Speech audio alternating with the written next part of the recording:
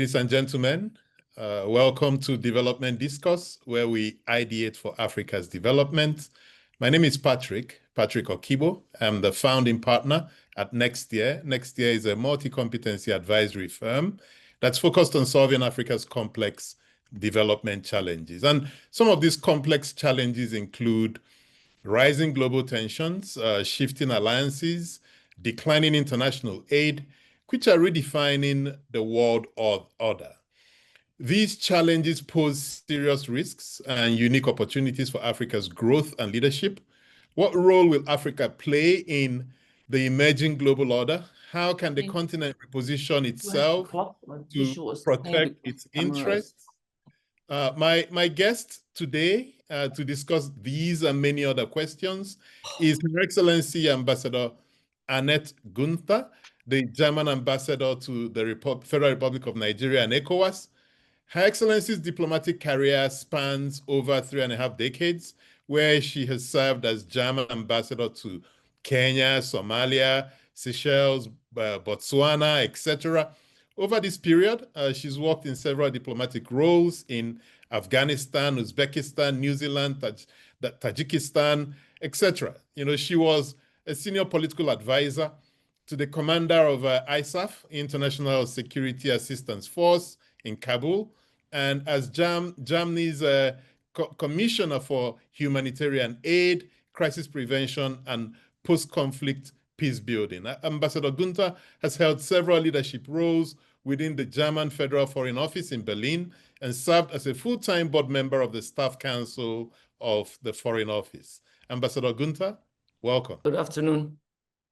Fantastic, fantastic. You've served in some of the world's most complex diplomatic environments. From Afghanistan to Kenya and now Nigeria. How does your experience in these very diverse contexts inform your approach to Germany's engagement with West Africa? Thank you very much for the question. Yes, indeed, you are right that many of the positions I held in my previous career kind of prepared me for what I find here in West Africa and in Nigeria. And I was not only the first Commissioner for Conflict Prevention and Stabilization, I was also Commissioner for Humanitarian Assistance, and I was also Commissioner for Migration and Refugees. And between 2015 and 18, before I went to Kenya. And in particular, during those years, I have visited Nigeria before in those capacities. You may be surprised that I was in Maiduguri in 2016, when almost nobody dared to go there in my capacity to see what we can do in terms of humanitarian assistance or also developing stabilization strategies. And then later on, also in my capacity as a Commissioner for Migration and Refugees, I've been back to Abuja. So I always say, I'm the first one who is here voluntarily, because I was really thinking, no, I'm joking, but I really wanted to come to Abuja, because I really thought that many of the things that I have seen in previous posts come together, and I hope that I can add value to my position and to our relations using those experiences, also from Afghanistan and others. So yes, I'm very happy to be here in Nigeria and enjoying myself tremendously in contributing to strengthening our bilateral relations. Fantastic, fantastic. And in my lead up to this, I talked about the global power shifts and multilateralism that we're experiencing in the world today. Germany has traditionally been a champion of multilateralism, yet we're seeing rising skepticism towards traditional or international institutions globally. How are the domestic political currents in Germany, including the rise of alternative political voices, shaping the country's approach to Africa and multilateral engagement? I would say over the decades, with changing governments in Germany, you have never seen a dramatic shift in our international positions regarding multilateral institutions and peace and security, our relations with our partner countries. Of course, each government may have different priorities, but I would say we are not seeing a dramatic shift here. All the more with the developments in the world, I think we have to strengthen multilateralism. We see how, different poles drift apart instead of working together in the interest of mankind, of humanity, of all the countries in the world. So I think we're putting even more focus on multilateral institutions. And of course, as a member of the European Union, we strongly believe in regional cooperation, in regional economic and political integration. But of course, as you said, we see the rise of different, other tendencies and opinions in the world.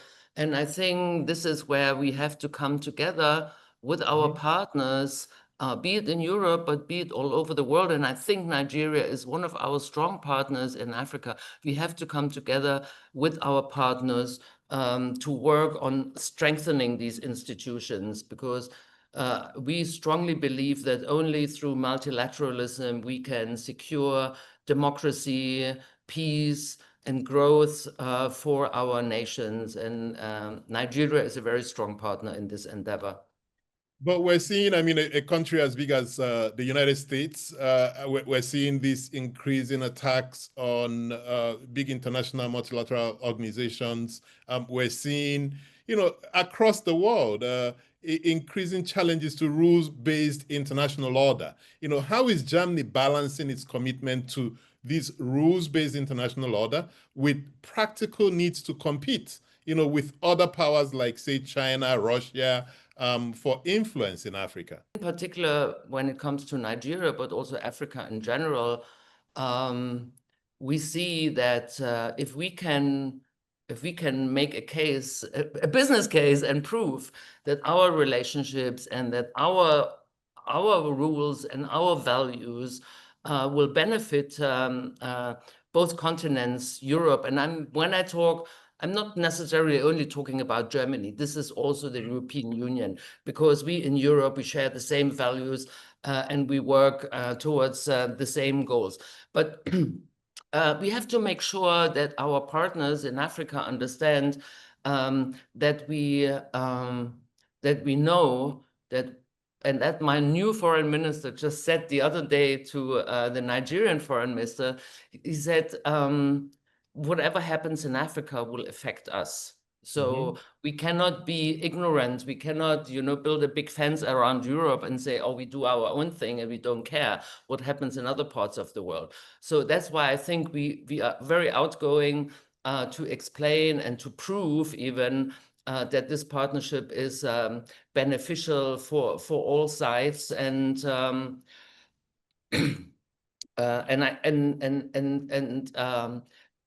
as has been proven or also discussed at the recent European Union, African Union, AU summit in Brussels last week, that the European Union and the member states are very much interested to cooperate with the neighboring continent, which is Africa.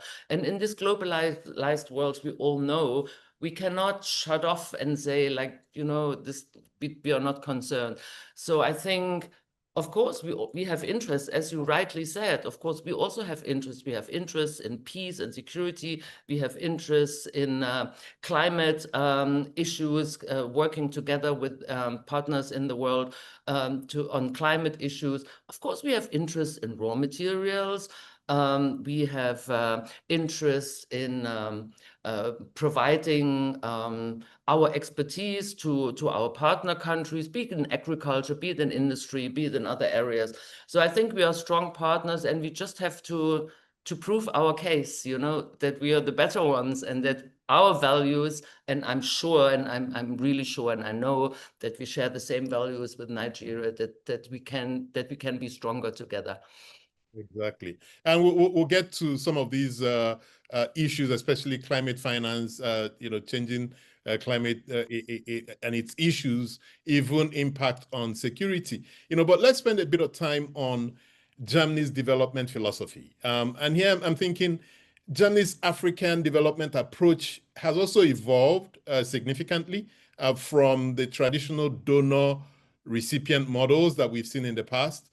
Can you elaborate for us, how Germany is thinking about its partnership with Africa strategy and how it's being implemented specifically in Nigeria and the ECOWAS region? Yes, you're quite right that our relations, and this year we celebrate, by the way, 65 years of bilateral diplomatic relations and 50 years of development cooperation. No, that was last year. Anyway, yeah, it has undergone dramatic changes, and this is due to multiple conflicts in the world, due to challenges from climate change, due to global pandemics that we have seen in the past.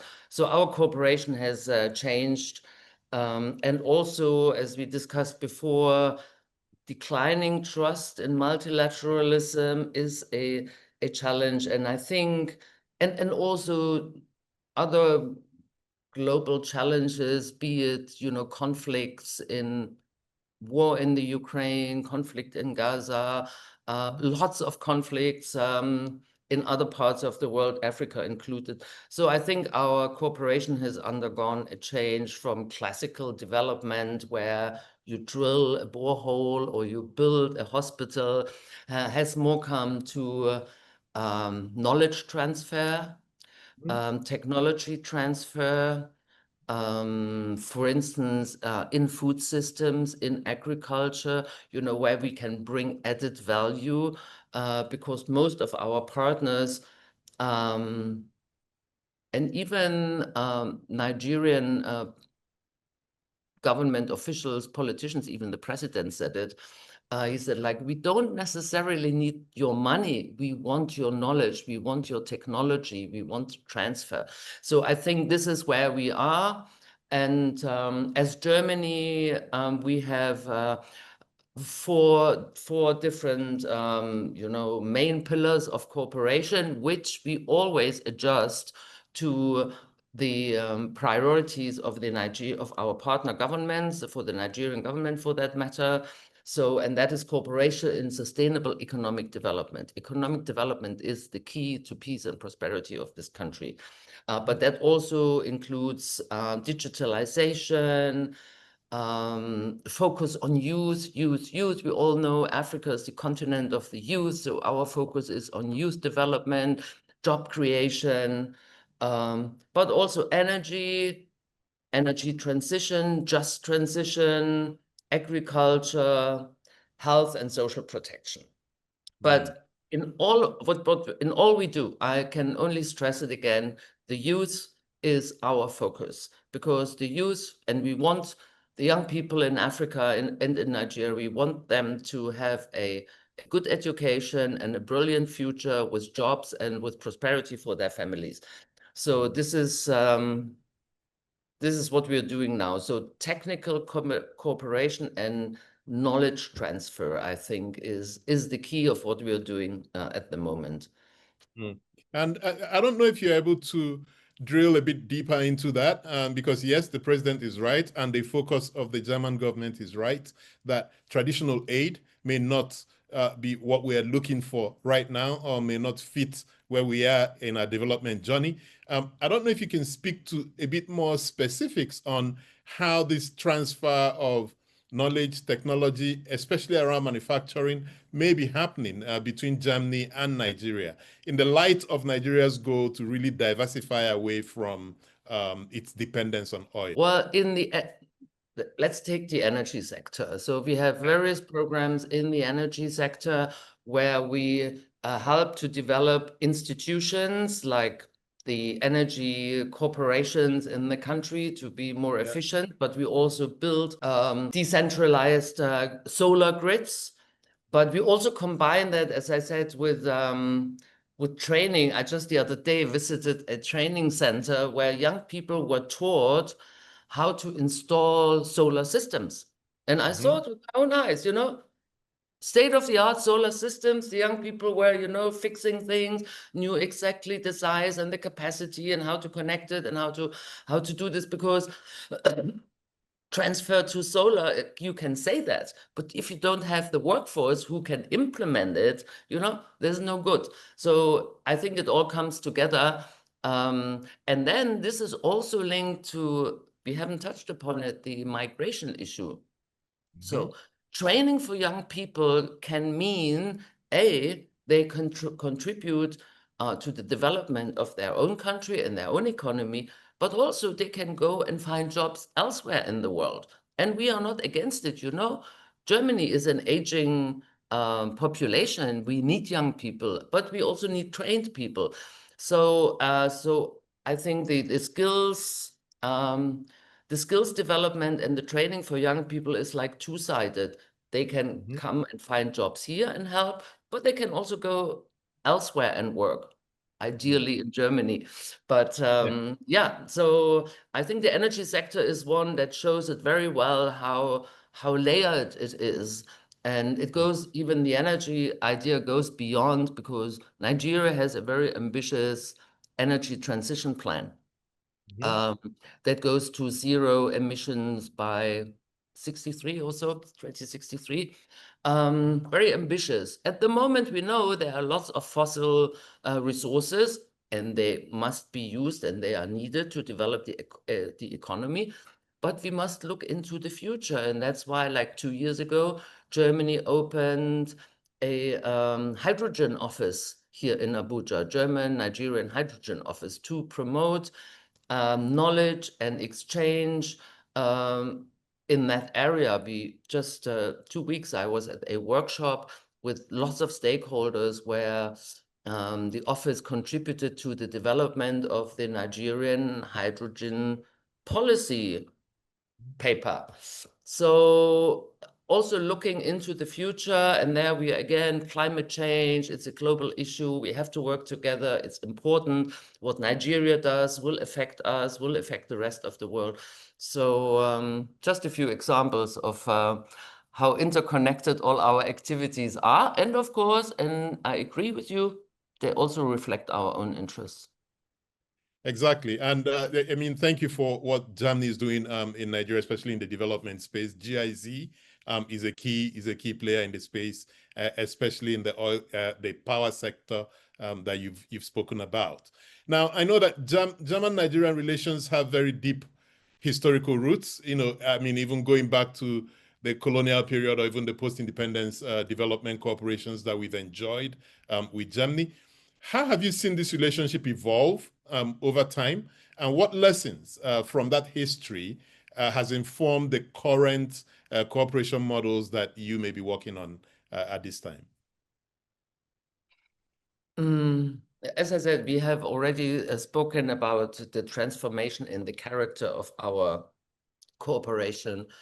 And from the beginnings until today, our bilateral relations have developed far beyond development aid.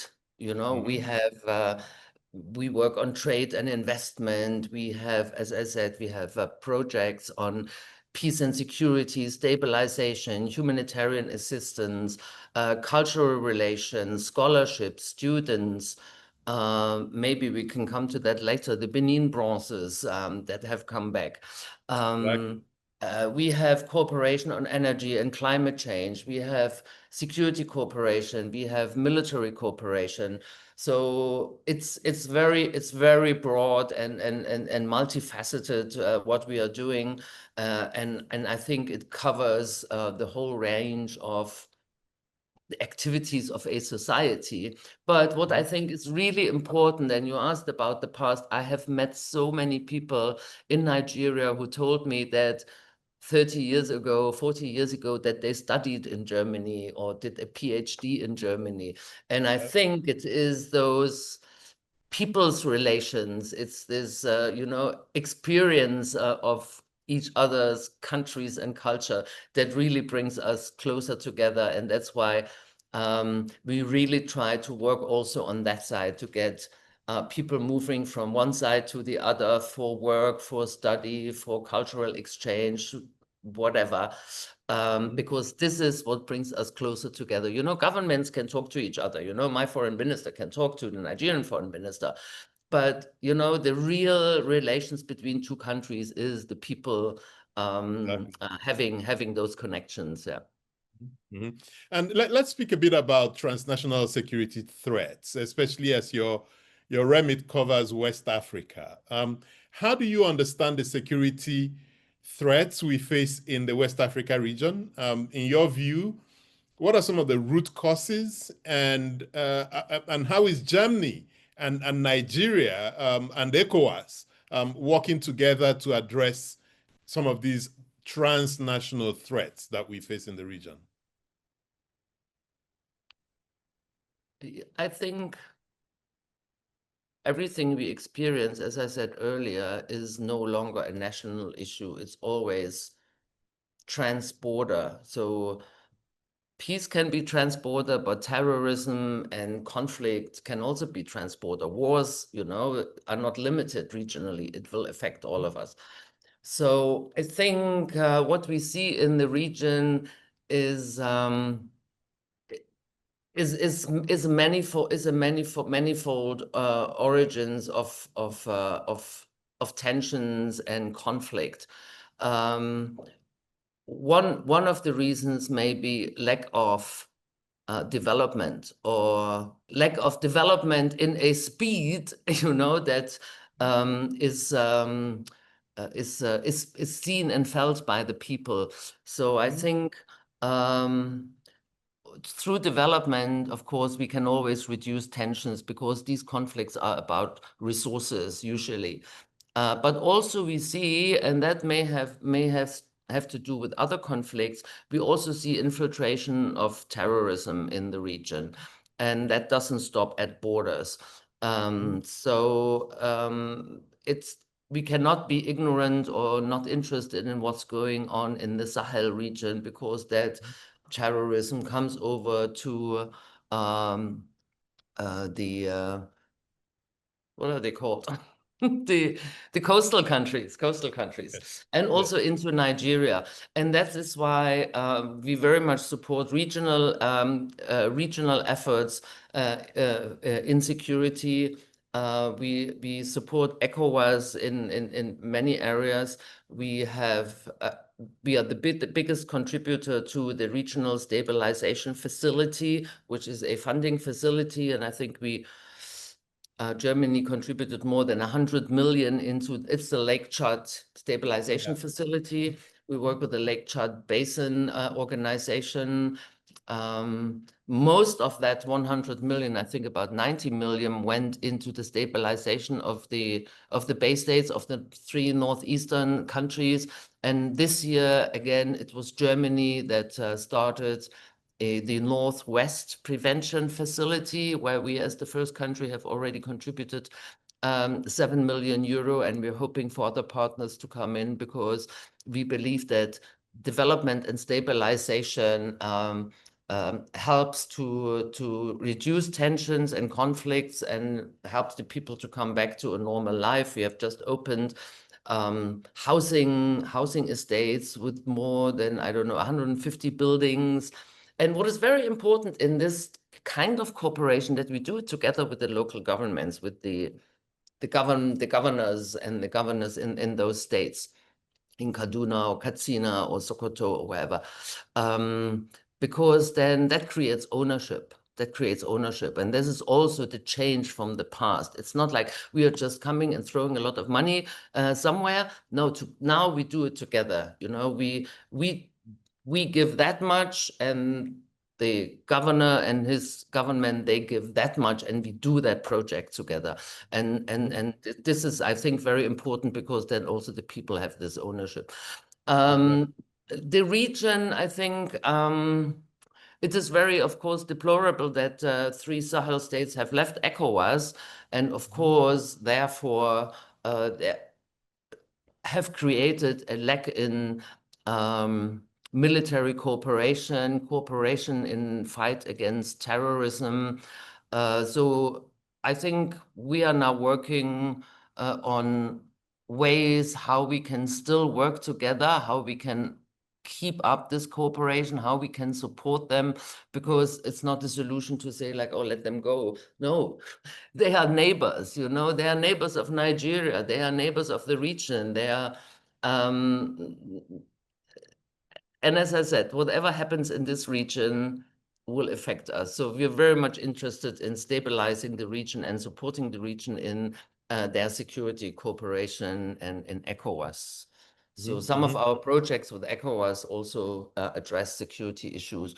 In fact, I want to drill a bit deeper into that, especially given your experience in places like Afghanistan with ISAF, or in other conflict zones.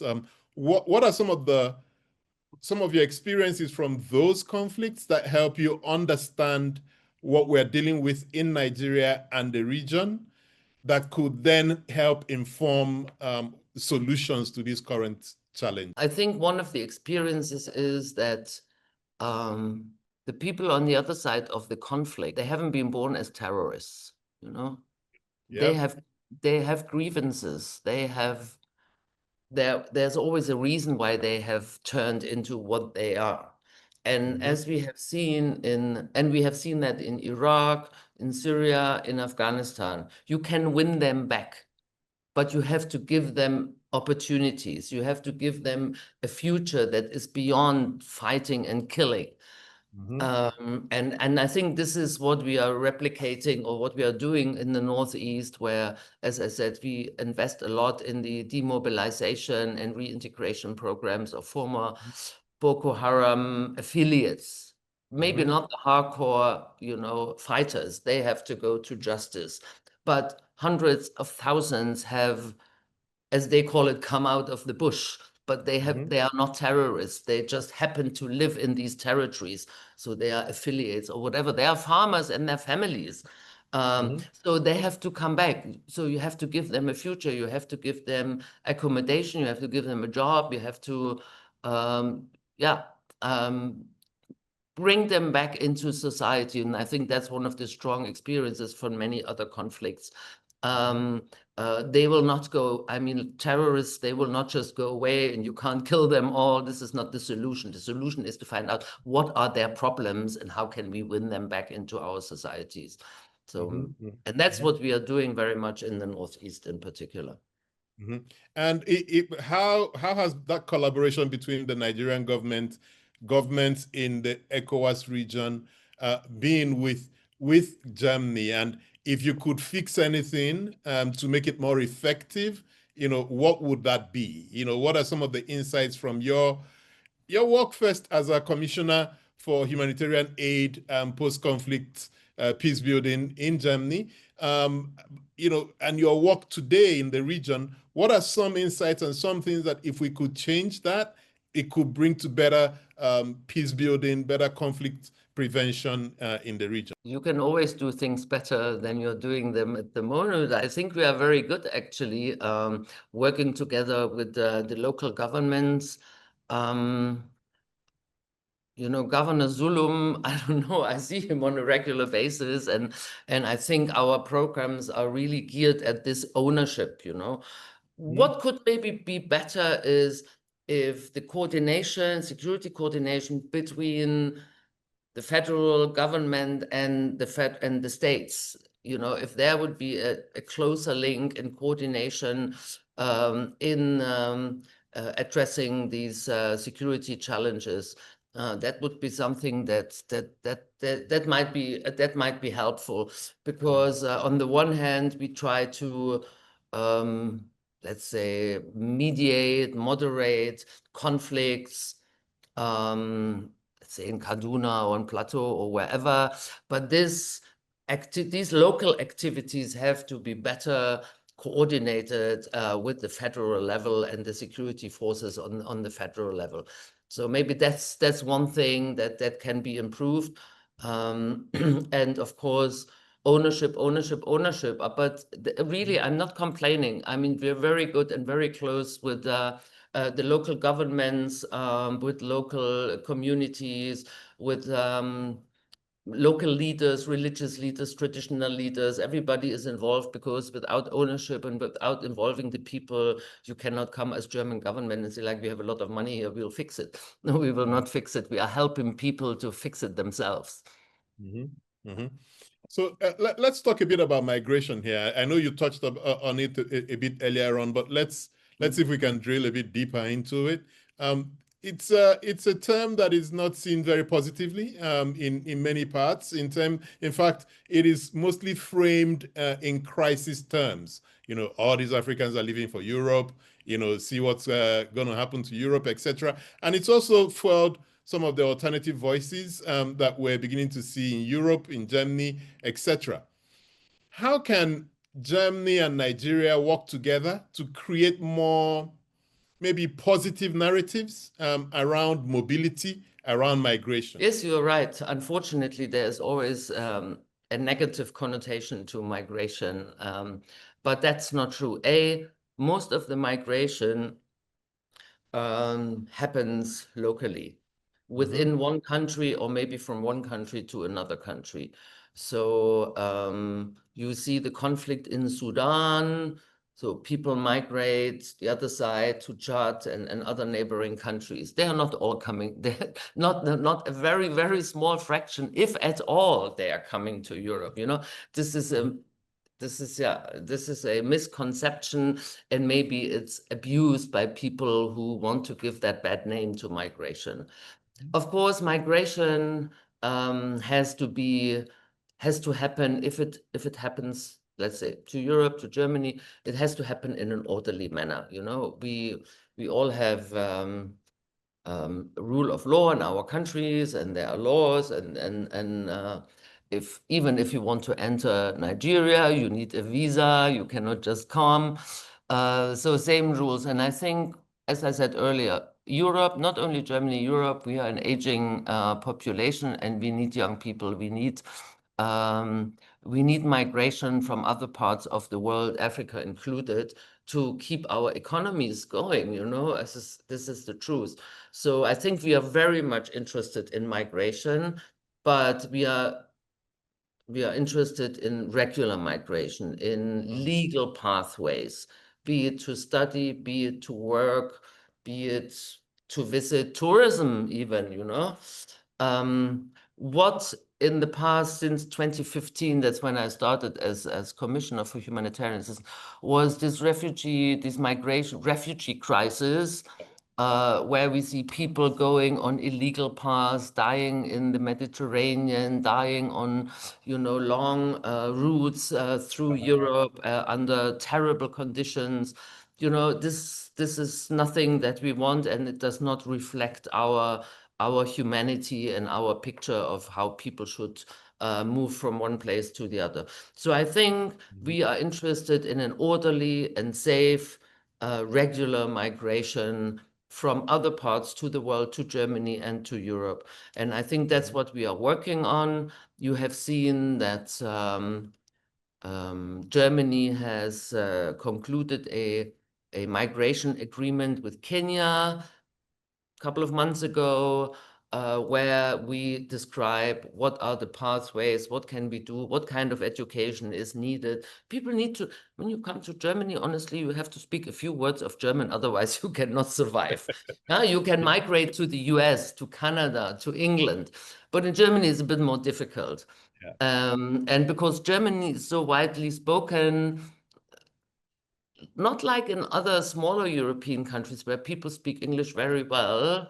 I think in some smaller places in Germany, you really need to speak. So anyway, but we are working on this. We have already, I think, 7 centers for migration and development that are run by GIZ in Nigeria. One is in Lagos, in Edo, here in Abuja. One is just outside Abuja, where we inform people about legal pathways of migration to Germany, where we prepare them, where we explain them what is needed, which certificates you need, or what degree you need to go to study, to do this, to do that. We also help, let's say someone only wants to go because they're looking for a better life, or they're looking for a job, or they're so desperate. They don't want to leave, but they're so desperate that they think they have to leave. So we also educate them. We also have skills training, job training for them, to give them the opportunity to find a livelihood in Nigeria and don't have to migrate. And also these centers look after people who come back from Europe and from Germany in particular after maybe illegal migration. And these centers are all over the country, and this is part of our migration policy as we have it so far. And then, as I said, many of the GIZ projects on skills development, of course, prepare people for legal migration to Germany. And just to push that one step deeper, so we look at Nigeria and Africa, actually, just very young, dynamic population, median age of somewhere around 18 or 19 years. So many years, very dynamic people, very educated, could be educated, just able to work, able to see opportunities and take advantage of those opportunities. On the flip side, we have a Europe that has a bit of a demographic challenge, so aging populations, etc. Do you see an opportunity where Africa and Europe could look at this as real opportunities to find a way to balance what could be a challenge in Africa, because we don't have a lot of opportunities for these young people to get gainfully employed, but again, in Europe, where you don't have young people who should run the system there.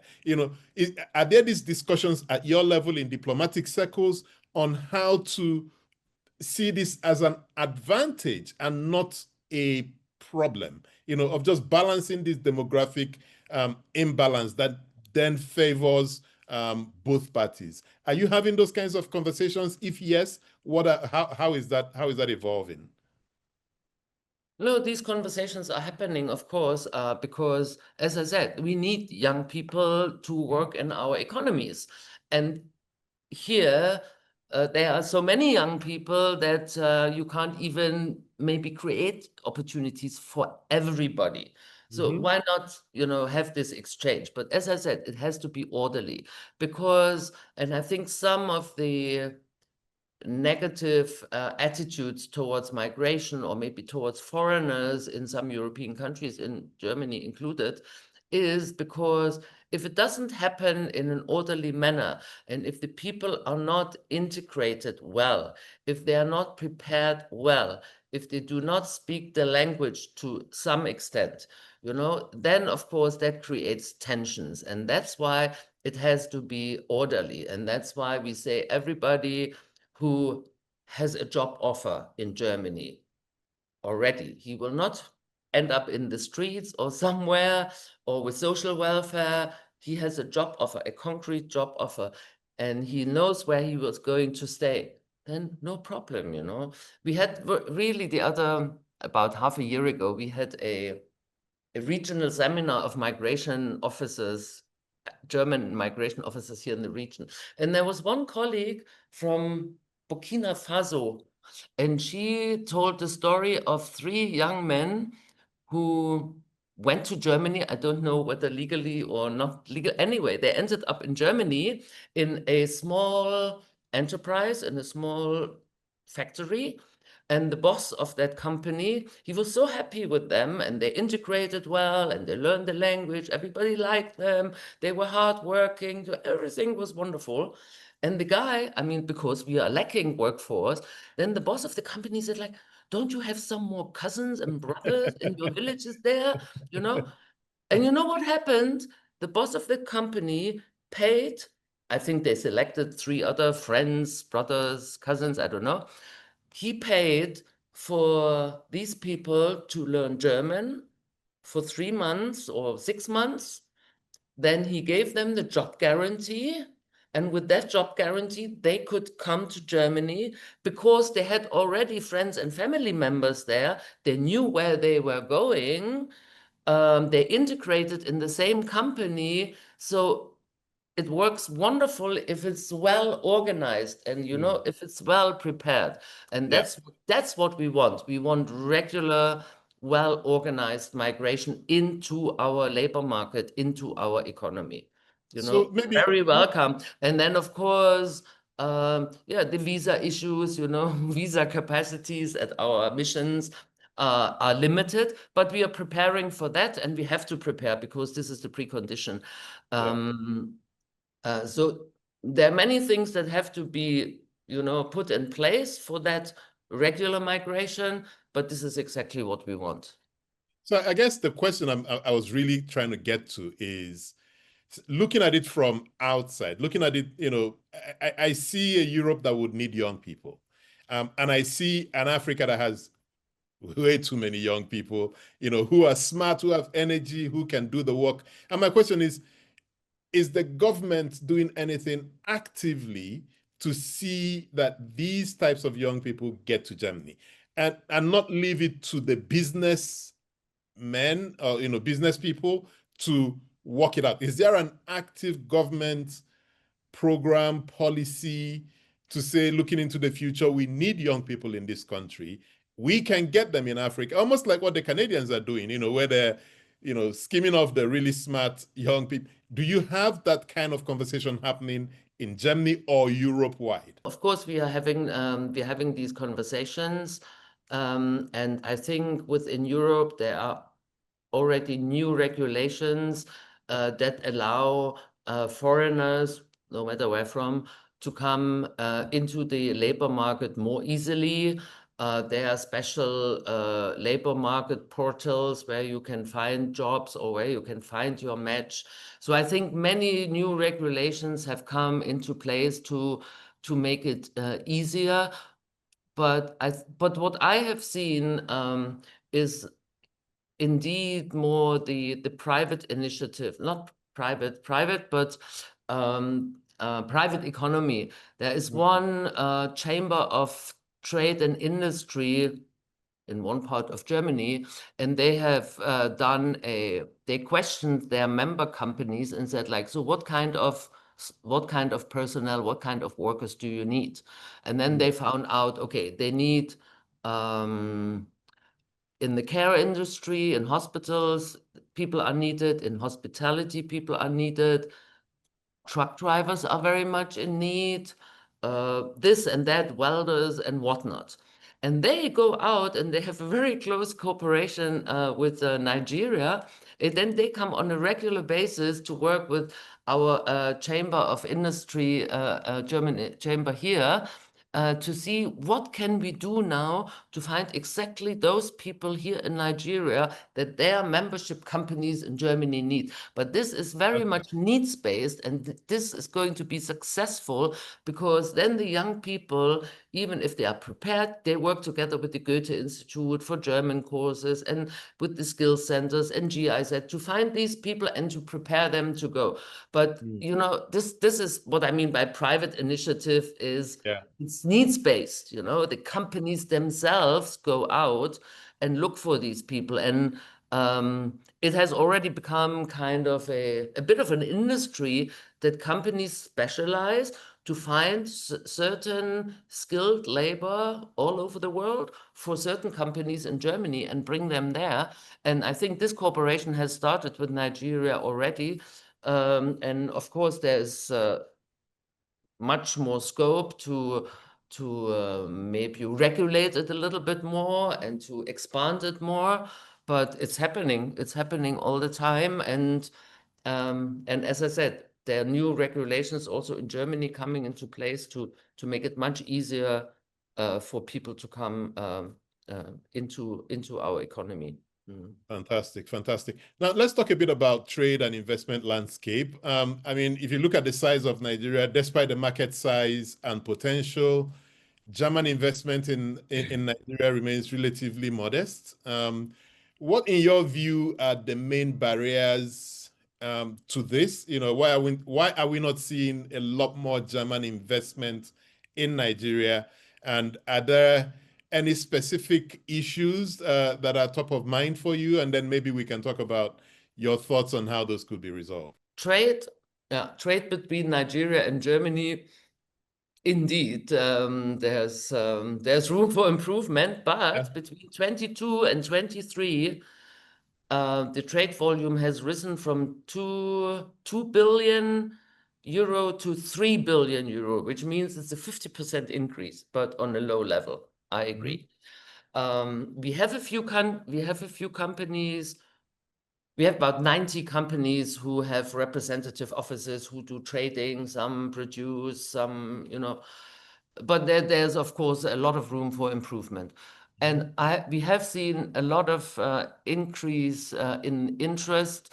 When you remember when our Chancellor Scholz was here in 23, with a big business delegation. And after that visit, you really, even the embassy, we could feel how many more questions we got, how many more companies interested in working or finding partners in Nigeria. And then last year, when the federal president was here, again, with the big business delegation, this was another boost. And if you ask me, maybe a bit later this year, when we have the statistics for 24, I bet that trade relations have risen again last year. But that, of course, is not enough. We see some companies that are producing here. Do you know that Nivea, we all know Nivea? Blue cream, lotion, shampoo, deo spray. This is a German company. It's a German product. Most people think it's English, but no, it's German. And it is produced in Lagos, and they have a state-of-the-art production facility there. I've been there myself. This factory could be in Germany, no difference at all. High quality products. So it's possible. You can do it, but they say it's not always easy. And of course, they struggle, let's say, with the same problems that all foreign, even local companies struggle with. Infrastructure, roads, access to markets, access to ports, electricity supply is probably the biggest impediment for economic growth and also for investment. Of course, workforce, okay, skilled labor, that problem I think can be solved more easily. Yeah, I think infrastructure, roads, access to markets, and economy. I have one German company. They have and I'm not saying the name. They have a very small production facility here, and he said, like, I can double, triple, I can produce 10 times more if I wanted to, but I can't because I need a lot of energy, and the energy supply is just not reliable. So he says, like, I bring in 500 containers of my product through the ports, and that's cheaper than producing here and facing the challenges of energy supply.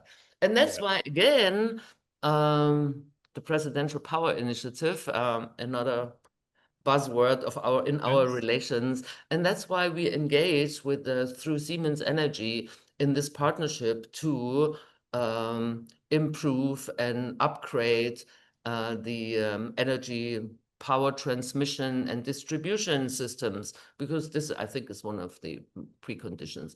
And then, of course, but I think there's a good way, like the new tax bills may simplify tax regulations, which is also better for foreign investors. So legal security of investment is also very important for foreign investors. So there's many areas where there's room for improvement, but it's not impossible. It happens, and we can encourage it, and we have lots of successful examples. But it's a process, I would say. But we must not sleep, and we must not be late, because, and you said again, we are competitors with other countries, with other systems, with others who want to invest in Africa, who want the resources of Africa. So I think this is a process where we have our interests, and where we have to see how can we together overcome some of those impediments for bigger investments.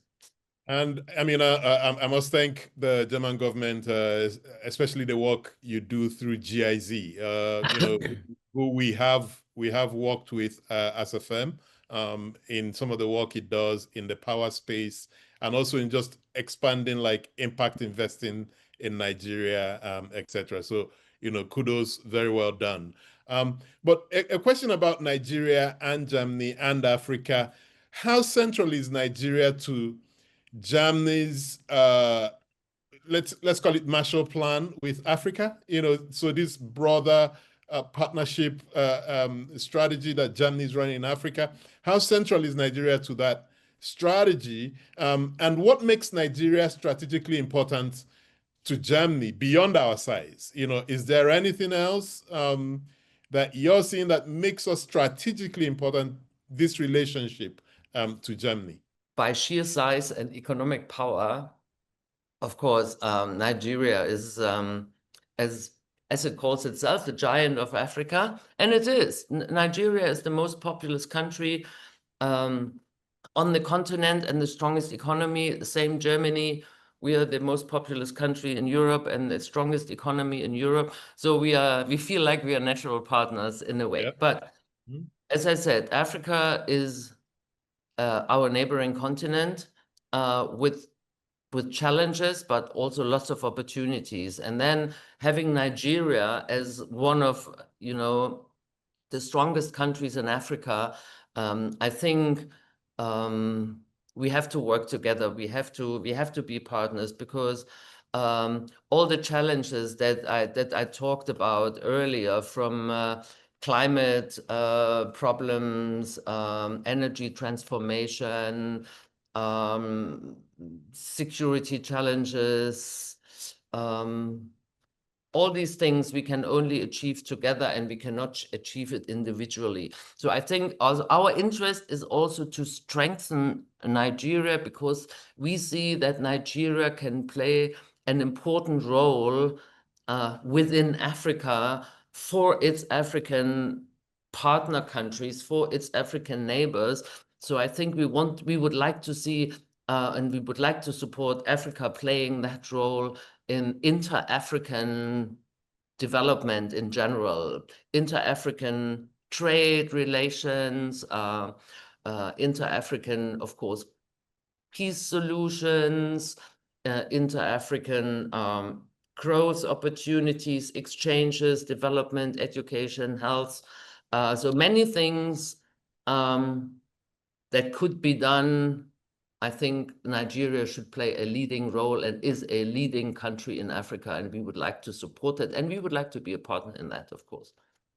Excellent, excellent.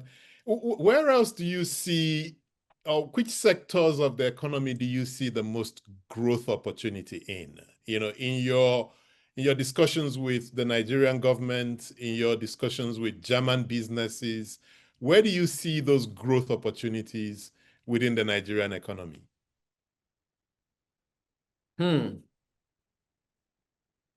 think so something like in tech, you know, I personally think that there are great opportunities for German companies to collaborate with tech companies in Nigeria. We're not seeing a lot of that, but I wonder if there are other areas that you see these opportunities. I think the tech and the fintech sector are Exactly. Surprisingly well developed in Nigeria, very well developed without our cooperation, you know? So, and that, of course, is rather something where we want to join and where we want to cooperate and maybe benefit from that development. But the biggest sector of the economy we know is agriculture. And not only because it's the biggest sector of the economy, but it's also the most important sector for food security and social welfare and, you know, the well-being of the people. So I think the agricultural sector is a sector that has huge potential for development, and not only for national food security, but also for export in the region and beyond. But there, of course, it has to be intensified. This certain standards have to be met if you want to export to the neighbors, to countries. You need access to the markets, you need packaging and whatnot, transportation. But I think this is the sector with the biggest potential for growth, and with also the biggest benefit for the people of the country. Of course, I always hear Foreign Minister Tuka saying, yeah, the raw materials that we're having, the minerals, please come, but not only exploit, but also work with them and so on a value adding value chain within the country. So not just take the lithium with you and export it, but let's process it here in the country. So I think the mineral sector is also one with huge potential, but it will only be beneficial if processing and value chains happen within the country. Yeah. And that kind of relates to one of the questions / comments that I see in the Q&A session. It's from an anonymous attendee, or someone who hasn't put his or her name in, but says, thank you for the very efficient visa process that you've got going. He or she is a fellow of the Alexander von Humboldt Foundation and had to renew their visa, etc.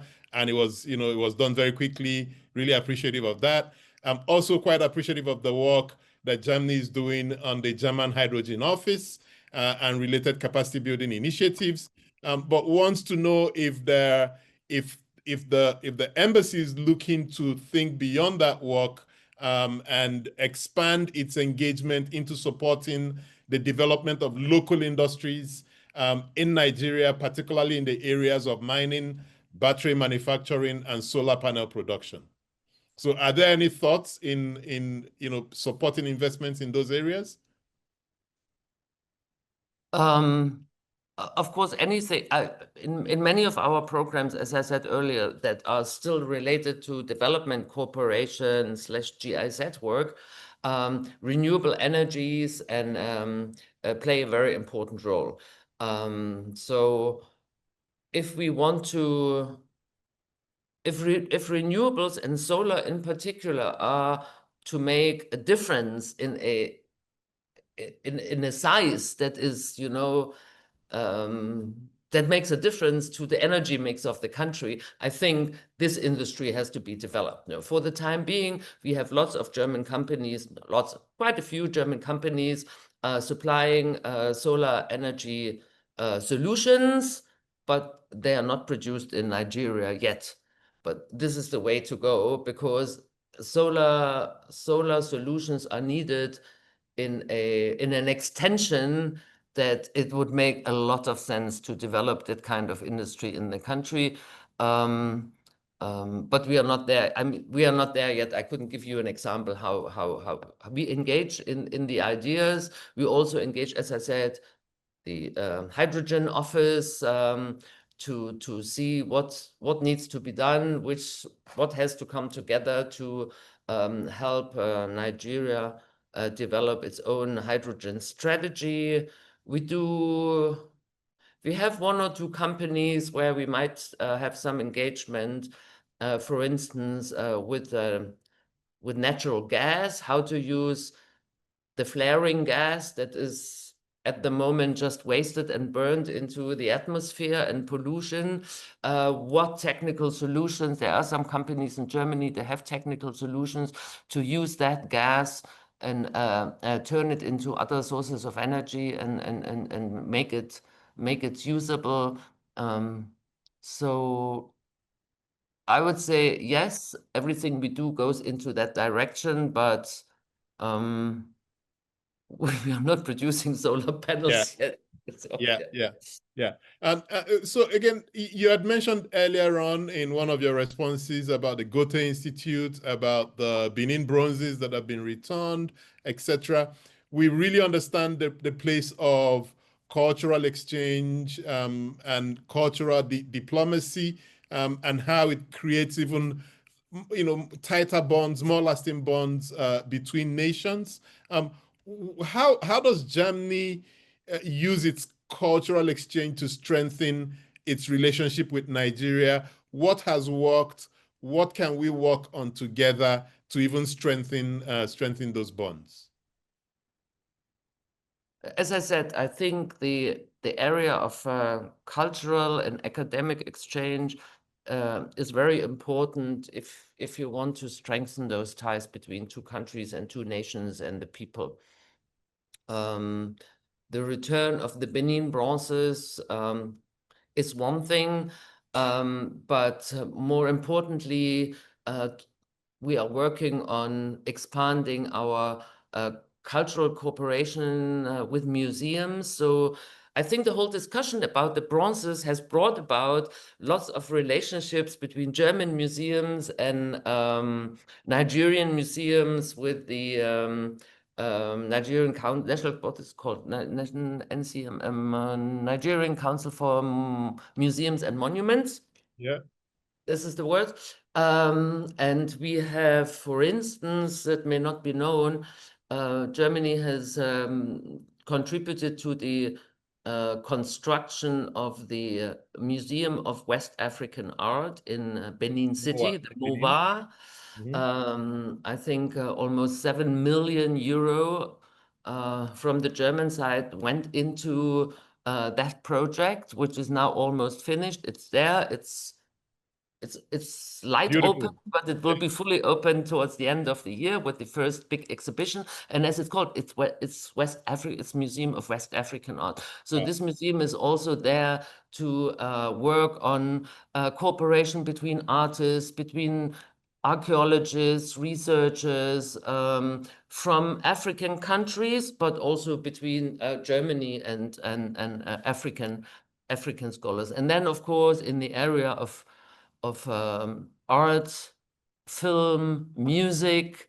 This is one of the biggest export products of Nigeria is music and film. And I think there's also a lot that we can learn, but there's a lot of exchange because that is also very interesting for the German people. So this is a big success. Nigerian music and film is also a big success, and that also brings us closer together. So we work on exchange of artists. And then, of course, the Goethe Institute. The Goethe Institute cannot meet the demand for language courses. They're all fully booked. They have just started the first small course in Abuja, which we haven't had so far. So now the first course is in Abuja, but there's demand for so much more, so that we have to work on that one. This is this is a little bit on our side that we cannot even meet the demand for German language courses, and that is what brings people together. Language as well. You can read each other's literature. You can watch films. So I think the language documentary, just different cultural exchange programs that shows, how we are connected in more ways than the discussions we have in diplomatic negotiations or business can ever do for us. But again, I mean, just coming back again to maybe the diplomatic world, looking ahead, what role do you envision Africa playing in this emerging global order? And how can countries like Germany support this vision? So you've walked across Africa, you've seen the big, the not so big, the small, and you see what's happening in the world, that the world is changing. What role do you think Africa is prepared to play, or Africa should play in this new world order? Well, I think Africa, and not only Africa, other parts of the world probably have not played the role, have not been given the role to play in international order, and have also not played that role, whatever came first. But we can see and we support the desire of African countries to play a bigger role in international order, in the multilateral system. And that's why I would say we fully support the wish of African countries to have 2 permanent seats in the Security Council, you know? We can not only talk about multilateralism and how important it is, how important multilateralism is to maintain our rules-based order. If we then say, yes, but you cannot be part of this, but you have to support us. No. So I think Africa, it's time that Africa plays the role it deserves internationally. Of course, in terms of population, but also in terms of economic strengths, in terms of, as I said, of us all growing together in this globalized world. We are not separated anymore. We are one, and that's why we have to embrace African countries in particular, but also from other world regions, of course. We have to embrace them, and we have to be partners. How can we otherwise convince our partners like Nigeria? How can we convince them that our rules and our values are the right ones, that are the ones that lead to peace, democracy, prosperity? If we don't share them, if we are not together in this. So I think, yes, we are very much in favor of seeing Africa play this role. Within Africa, we welcomed the AU admission to G20. We would like to see the African Union even play a stronger role in various areas of development and peace and security. And we support this role of the African Union. We support ECOWAS. Yeah, Africa has its own strengths and its own organizations, and we have to help them develop and become, let's say, not self-sufficient, but you know what I mean, to develop their own strength. And that's the unease I feel sometimes when I have these conversations or when I ask these questions, because it's almost like Africa doesn't have agency and must rely on some Western powers to allow it to do certain things, which might not be the case. And interestingly, one of the participants, Tunde Arogunmati, poses that same question. And his question is, what specific kind of leverage can be brought to bear on African political leaders to take up full responsibility for their country's strategic programming to the extent of adding intrinsic social value to the emerging new world global order, beyond perpetual reliance on the West for aid, whilst resources are wasted on frivolities at home?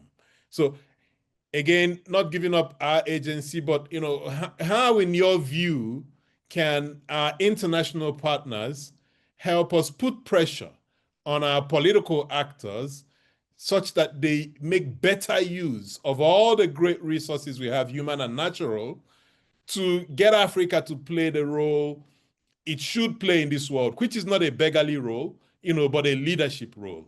What are your thoughts on this? Maybe put pressure on them to do this or that is the wrong way of putting it. I would say, how can we convince them? Okay. Because these leaders and these governments, and I'm not talking Nigeria only, they want to be re-elected, and therefore they have to work in the interest of their people. They have to make a difference to the lives of the people. That's what we also want, We want to see an improvement, and it has to be visible, People have to feel that improvement. That is not always easy, because some adjustments into the right direction are sometimes painful, and we can see it in Nigeria. Yeah.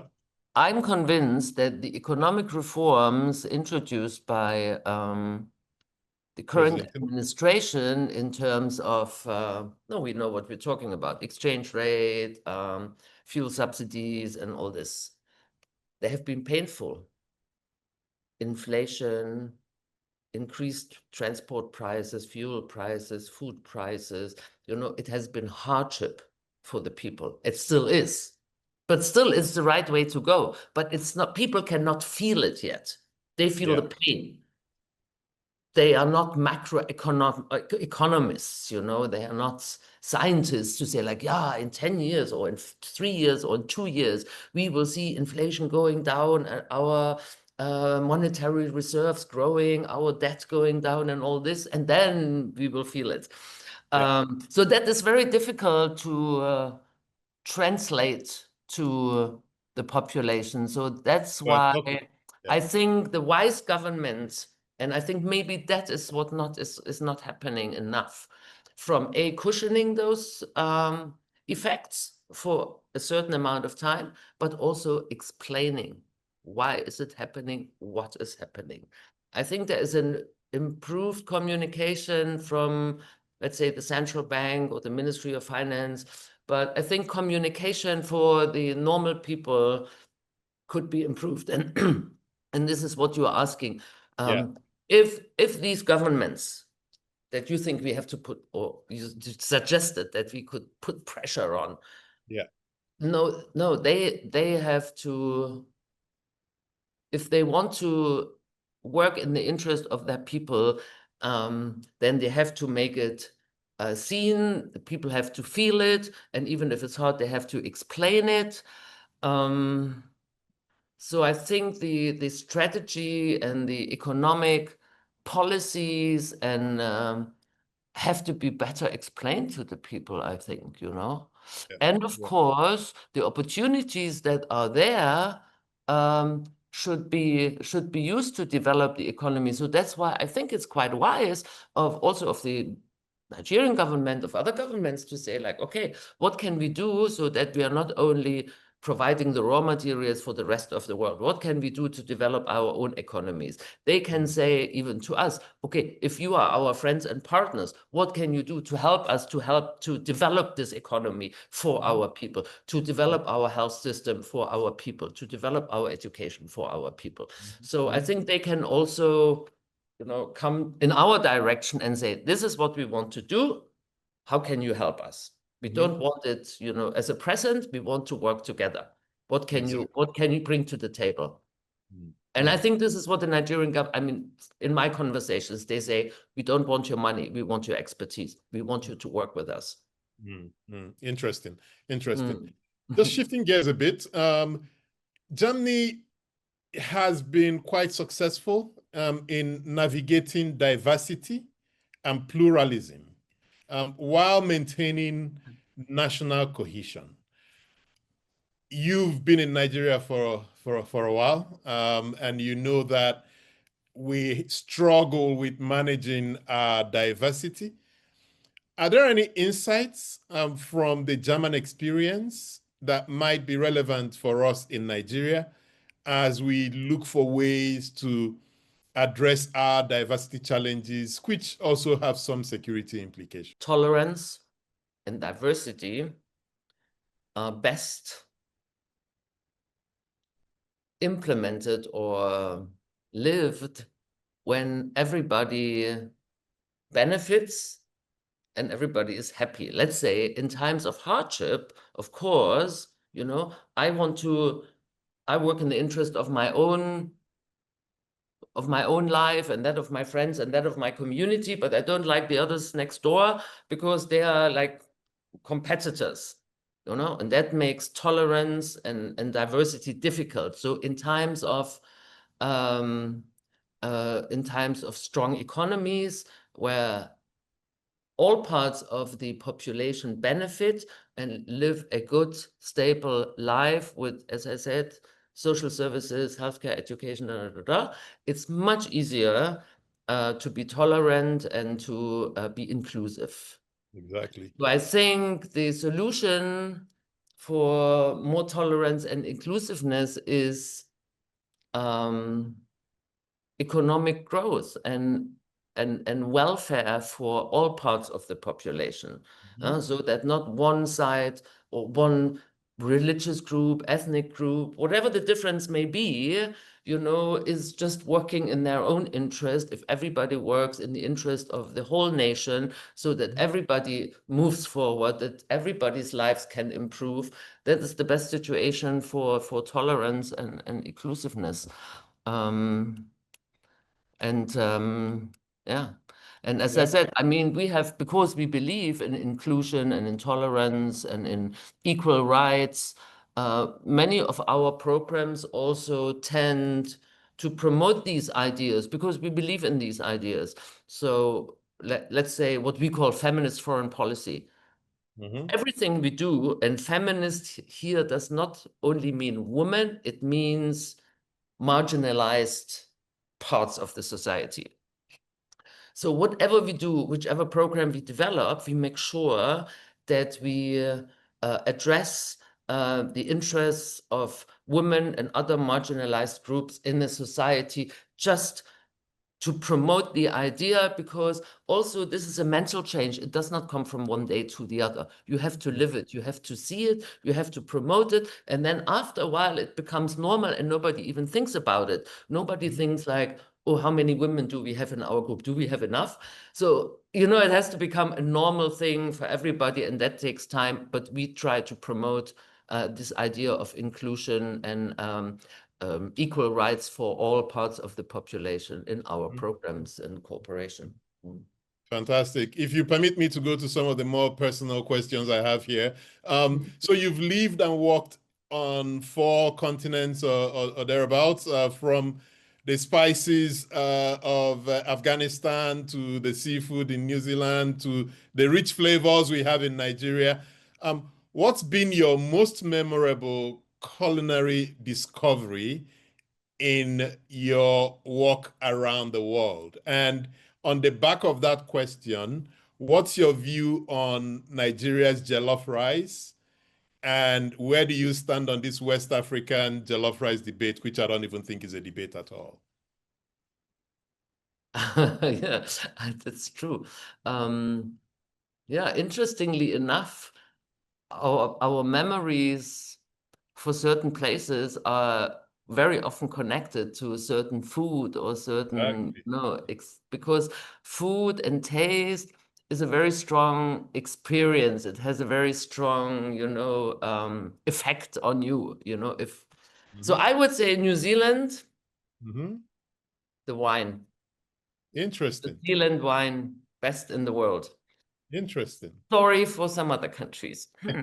I must say that. Even Germany is a very big wine producing country. But this is, I'm convinced. So the wine, I would say. New Zealand is weather-wise a little bit challenging. So I love to live in Africa, like in Botswana, Kenya, now Nigeria, because I love warm weather. I love the heat. It can't be hot enough for me. So each country has its own, memories and things. Uzbekistan or Central Asia, Tajikistan in particular, the food is very nice.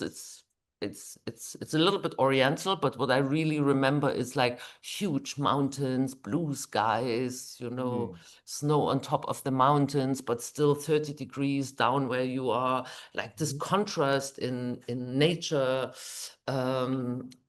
Fantastic. Nigeria, as I said, I love the weather. I'm a big fan of hot African weather. Nairobi was far too cold for me, I must say. It was really cold. And the jollof rice discussion, yeah, it's a different, it's ah, I know that the countries of the region are competing which one makes the best jollof rice. Unfortunately, I have not traveled in West Africa so much that I can say this one is better than that one. But the Nigerian one, I have already realized that there are also differences in Yep. the The certain regions. regions. Yep. I myself like, but I don't know which region it represents. I like the one that tastes so, is it smoky? Oh, The smoky jollof smoky, rice. the Yeah. smoky taste. That's Yeah. the one I like. That's It's interesting. That's interesting. I mean, I don't think And it's of course, and also I must say what I also like is the spiciness, the hotness of the food. Mm, Sometimes mm. now when I go to Germany and something is prepared, I said like, "Ugh, this tastes like nothing. We need some we need some pepper here and we need some chili there." So I really got used to the hot food and I really like it, I must say. Very nice. Very nice. Oh, yeah. Yeah. Now on the cultural side, with postings spanning from Central Asia to East Africa and now West Africa, you must have accumulated, quite a collection of experiences first and perhaps artifacts. Um, is there a piece of experience or artifact that you've collected, that is quite meaningful to you? And if yes, why? Why so? What's the story behind it? A piece of artwork, a piece of textile, some painting you've seen somewhere, something. There's a little bit from everywhere, of course, but I try not to collect too many things because I don't want my apartment or my house to look like an ethnographic museum with Maori spears here and African masks there. And so I have paintings. I bought paintings everywhere. That's what I really like. And there's some very good pieces also here in Nigeria that I've already bought one, but maybe you need space for all this stuff. So but there are paintings from all of my places. Um, and I don't know. And what I really like in Africa, the different African countries, I collected quite a bit of colorful fabric Okay. that is typical, like in when I was in Kano, where they make this blue indigo Very nice. Yeah. handmade, I Yeah. was in that place where they have this the dye Yeah. in the ground and where they do all this. So I have some very huge, big, very nice pieces of this blue indigo fabric. So fabrics is something that I like a lot, and or you can use it as a tablecloth, or you can Yeah. make a curtain or some cushion covers. So yeah. So Yeah. this, as I say, we have a German word for it. You may not understand it, but that's called Stehrümchen. And Stehrümchen means something that is just standing around and accumulating dust. I like to buy things that can be used, so Mm. that have Mm. a use, that Mm. are not just standing around and Yeah. accumulating dust. I hear So you. fabric, yeah, fabric. Yeah, I like fabrics a lot, and I buy fabrics everywhere. Fantastic, fantastic. Now, Mm. what's legacy do you hope to leave from your tenure as ambassador to Nigeria and the ECOWAS? What would you love for us to remember this tenure? I'm not sure that all that has happened. I mean, I've been here now for 3 years and I have one more year to go. And nothing that happens in our bilateral relations is just because of me. It's my team. It's also, yeah, it's my team that we do it together. I couldn't do anything without my team, and things are not happening because of me.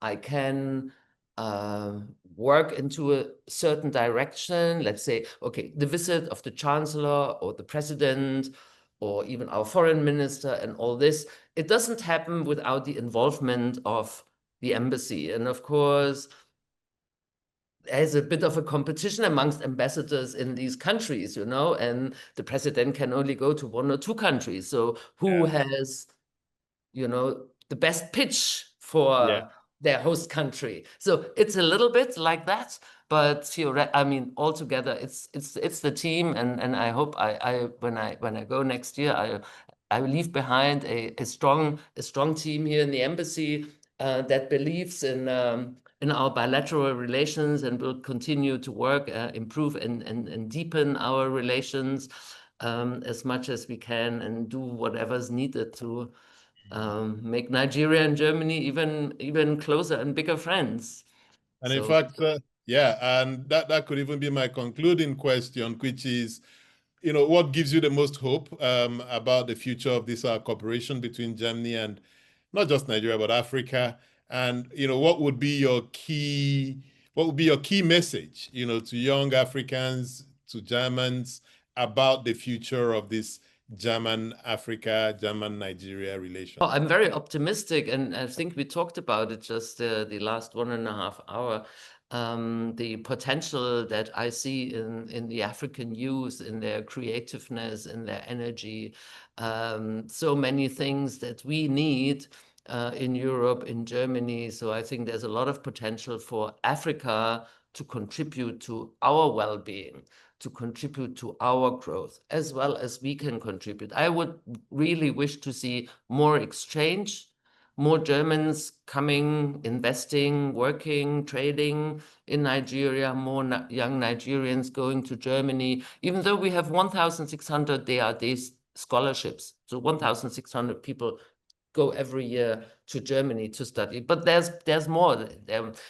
More must happen, more cultural exchange, more students, more people to come and work. I really wish that we have a partnership, develop a partnership where each side feels the enrichment that this partnership brings to their own country. Ambassador Günther, thank you for this discussion. I really enjoyed it.